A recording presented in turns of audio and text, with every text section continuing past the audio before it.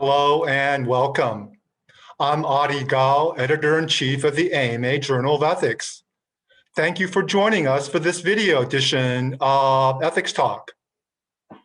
The COVID-19 pandemic has drawn great attention to health inequities in our country, challenging us to examine how racial justice intersects with civic health and the spiritual nourishment people draw on during hard times. We will be exploring these intersections with Patrick Smith, a scholar and professor in theological ethics and bioethics at the Duke Divinity School. Professor Smith, thanks for being a guest on Ethics Talk today. Dr. Gal, thank you so much for having me. It's a pleasure. I'm looking forward to the conversation. So I've heard you describe yourself as a moral philosopher working at the intersection of bioethics and religious social ethics. How has your scholarly work informed your perspectives and deliberations during these pandemic times? Yeah, thank you for that question. In some ways, I hope I'm not too much of an anomaly, but my scholarly work was deeply informed by, I think, my kind of personal background, along with my educational professional background. And so usually with questions like this, I like to take one step back before taking a step forward in answering a question. So my educational background is pretty eclectic. I started off undergraduate work looking at business administration. Then I moved to doing work in theological studies and then training in the areas of analytic philosophy. It is pretty broad in terms of that disciplinary background, but I see how all of that comes together when I start thinking about questions of bioethics. And the conversation with religious social ethics comes from that my familial background. I come from a family where things like religion, education, music, the life of the mind were very important in terms of cultivating many of the kids there. Uncle, who was a pastor in Birmingham, Alabama, civil rights leader for a number of years there, worked very prominently in the civil rights movement there. Another aunt who was involved in education and also involved in the civil rights movement in her own way. And one of the things my uncle always would say, as many of us were engaging in academic discipline and professional pursuit, he would listen to us, he would kind of smile and nod, and then he would always say, don't forget about the people, right? Just don't forget about the people.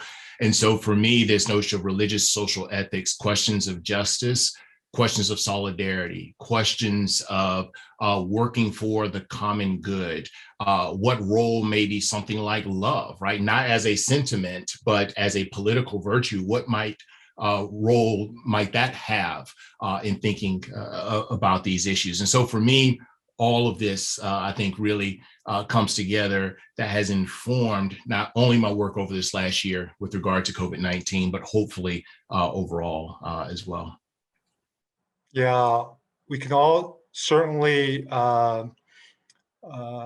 benefit from a lot more love in this country during this pandemic. And as you just alluded to, the pandemic has prompted us to talk about public health response and readiness, but also to think about the foundations of our civic well-being. Yeah. Voter suppression is an affront to self-determination and democratic values. Yet such suppression is making a resurgence in Georgia and elsewhere in our country. What do you think we should be paying attention to right now at the nexus of public health, religious social ethics, and deliberative democracy? Yeah. I mean, I would suggest that just for us to be mindful again and again that there is a deep connection between social and political conditions or circumstances, or some would say even determinants in relationship to our overall health. Or another way of putting this, that these conditions, along with human agency, obviously can either promote or stifle different ways of accounting for human flourishing, or some would say human flourishings, right? Because there's not one particular way of what it means, for human beings to flourish, but certainly we know there are situations in which can certainly stifle human well-being, human flourishing, and overall health outcomes. So I think this becomes really important to kind of keep that in mind. And the connection here, I would say, with this larger question of representative democracy, right? We have to be clear, I think, that democracy, yes, is more than voting, right? Now, it certainly includes voting, but it's more than that. There's a kind of civic engagement that is needed that requires a commitment to the common good. It requires a kind of cultivation of certain dispositions to operate and navigate the fragility of democracies. But just because voting is not the end all be all or the sum total of democracy, it doesn't mean that it's not essential. We do know that along with civic engagement, there is this political participation, and part of the political participation is in the voting process. Dr. Martin Luther King Jr. often talked about in his kind of Black religious social ethical framework that questions of voting are tied deeply to dignity, the ability for individuals to have a kind of freedom in engaging in this kind of self-governing process. And so when groups of people are disenfranchised and marginalized and kept from voting, not only does it undermine their dignity, but it also undermines their ability to create a kind of common life together that can promote their own flourishing and well-being. Give you two quick examples real quick. Two quick examples, hopefully. First would be this notion of thinking about housing, right? And the zoning laws and issues that come along with that. We elect officials, right, who make certain decisions about how our communities are formed, how our neighborhoods are shaped.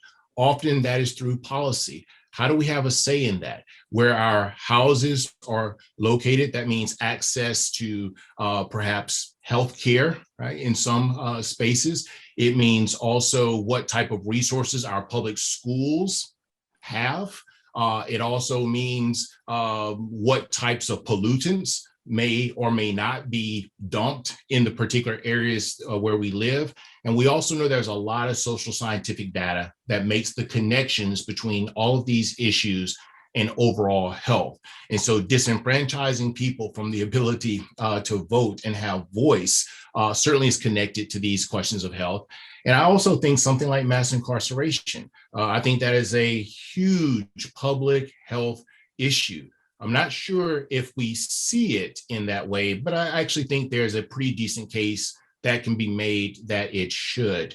Again, I mean, there are multiple levels, right, in which this is problematic. First, you think about those who are of a kind of a lower socioeconomic status, and also along racialized lines, the disparities in terms of the way our criminal justice system is playing out in terms of mass incarceration are stark. And those divergences should capture, I think, our moral attention, and we should ask what is happening, especially when you link that with these three levels, right? The individual health concern for, having so many people incarcerated, maybe having mental health challenges. You think about infectious diseases. You think about the prevalence of HIV, hepatitis C in those spaces. The kind of solitary confinement, or either these was control unit, prisons, and the impact and toll that takes on mental health. Then you think about the family. So not only are families devoid of loved ones who may be contributing to the overall kind of household, or having parents who can help shape and nurture children, if these individuals who were incarcerated as returning citizens going back into their families, if they have these undiagnosed health problems or these challenges that have not been addressed, that's coming back to the home, right? And oftentimes women are the ones who bear a disproportionate burden of being caregivers. And then the stress and toll that takes on their body and well-being contributes, or can contribute, to their diminishing health status. And then largely in the community, if you think about infectious diseases, right, as these continue to spread in these closed quarters that are connected with housing. Now, Dr. Gao, I said all that to say that there's this deep connection between the social situations and conditions in which we find ourselves, recognizing the fact that legislators are the ones who can define crime, right, as to what counts as crime and how that all plays out. And then the larger impact of how we do life together. And I'll close with this in terms of this question, that religious social ethics would often remind us of kind of three things: that of finitude, right? The mere fact that we're finite, we're limited, we have limited resources, we're embodied individuals trying to live in community. We don't always see things clearly, right? That's connected to this notion of dependence, which means that we are dependent on the environment in which we live that contributes to our flourishing. So questions of ecological justice and environmental ethics are very much important and central to this. And then also we are interdependent, meaning that we need one another really to flourish and do life together. And religious social ethics, bringing those values along with what we're thinking about public health, I think really shows the magnitude of the problem, but also resources about moving forward. So in thinking about what you just said about religious social ethics, you mentioned earlier that you had an uncle who was a pastor. Yes. So where do you see the role of churches, and more specifically Black churches, in human flourishing and civic health? Yeah, so this is, I really appreciate that question. Obviously, when you start talking about things like religion, and particularly the Christian tradition, which is the one that I know the best, the one that I would consider myself or count myself a part of, that there are a lot of theologies that are involved there, and a lot of political theologies that are also, involved in those endeavors. And there have been some religious traditions or aspects of religious traditions that have promoted, I think, health and human flourishing, and many that have stifled it, right? And we all know too well, unfortunately, instances of how these resources have gone wrong, can go wrong, and still are currently going wrong. And so as I'm thinking from this kind of African-American, church, kind of context and background, now, I'm speaking in broad strokes here, and not to the individual of your churches, but in the broad strokes, there has been this emphasis of a kind of social engagement. If I may, in a space like this, use the theological language of a kind of prophetic tradition. And what that prophetic tradition is, Dr. Gao, is this notion of really attending to the larger social and systemic issues that are impacting the shape of the community and the experiences of those in the community. So it's not only looking at, okay, just a particular like personal way of acting or the expression of particular agency, but it's like, what are the larger conditions that are shaping life? And so I think this Black church tradition historically has really identified those issues, see the disenfranchising nature of certain policies, but beyond that, the dehumanizing and degrading impact of some of those policies and issues. And so the Black church tradition has historically had what some would call a priestly wing, meaning those ideas that can help substantiate you from within to give you a sense of self-worth. And so Martin Luther King Jr. talked about a sense of somebodyness, right? So the first phase of the civil rights movement was establishing the dignity, right, of Black people. And then there's the prophetic dimension that is kind of what some would suggest bearing witness into the world, embodying what you say you believe about the world for all people.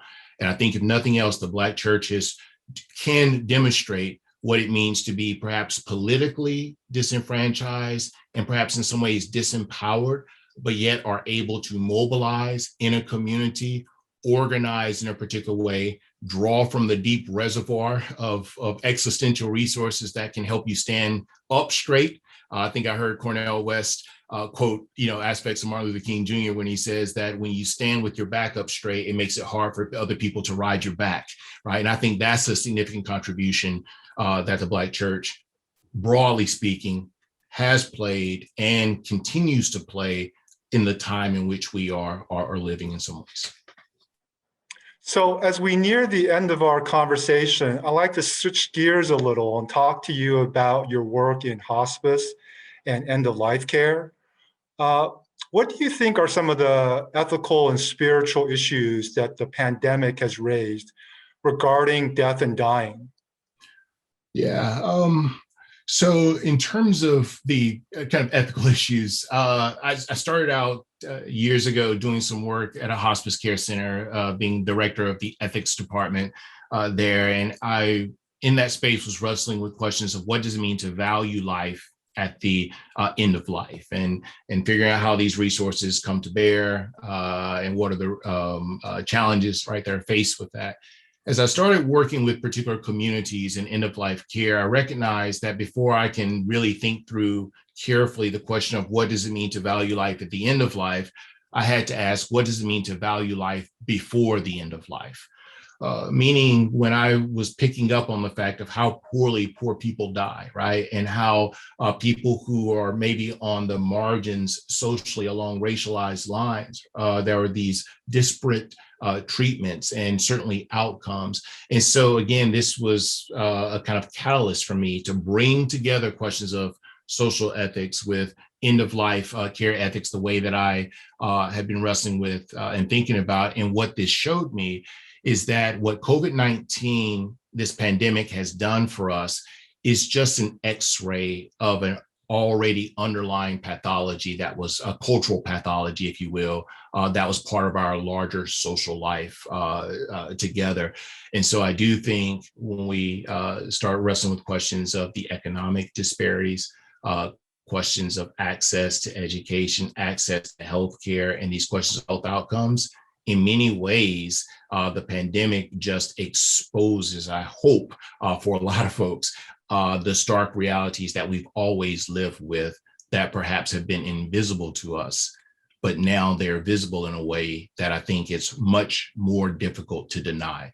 In terms of spiritual issues, I would say that there's something apart from whether or not people are religious or not, right, or spiritual, which spiritual may not be the same thing as religious, but there are these existential longings, a lot of times for closure and for a sense of completion of lives of people that we have journeyed with or people who we love. And I think one of the spiritual issues is the fact that a lot of people have not been able to gather together to kind of collectively mourn the loss of life. And there's a sense in which you're not present with a person in the way that maybe we have been accustomed to being present with people. And then it makes it more difficult to come together and celebrate that life, hopefully a life well lived.